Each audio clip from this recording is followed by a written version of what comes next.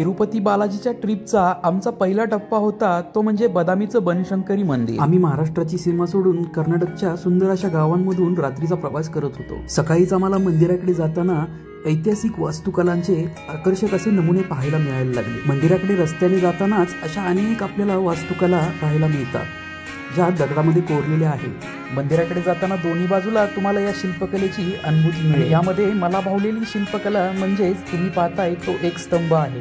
या सगळ्या वास्तूंचं शूट घेत कोणतीही वेळ न दवडता आम्ही महाद्वारातून आत आलो। मंदिरातून आतमध्ये आल्यानंतर आम्हाला परत एकदा दिसल्या त्या अतिशय देखण्या अशा मूर्त्या। मूळ गाभाऱ्यामध्ये जाण्यासाठी पायऱ्यांवरून चढून जावे लागतं, त्यामुळे आम्ही पायऱ्यांवरून चढून रांगेमध्ये निघालो आणि त्यानंतर आम्हाला मंदिराच्या कळसाचे त्याचबरोबर दगडी मंदिरांचं देखील दर्शन झालं। त्याचबरोबर जसजसे आम्ही पुढे निघालो तसतशी आम्हाला गर्दी दिसायला लागली।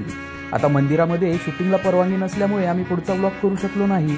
त्यानंतर मंदिरामध्ये बाहेर आल्यानंतर आम्ही खरेदी केली आणि पुढे आल्यानंतर थोडासा CNG भरला आणि पुढच्या मार्गासाठी मार्गस्थ झालो। तर इथून पुढे काय झालं हे पुढच्या पार्टमध्ये मी सांगितलेलं आहे। त्यासाठी तुम्ही मला फॉलो करा आणि व्हिडिओ आवडल्यास लाईक आणि त्यावर कमेंट देखील करा आणि इतरांना शेअर देखील करा।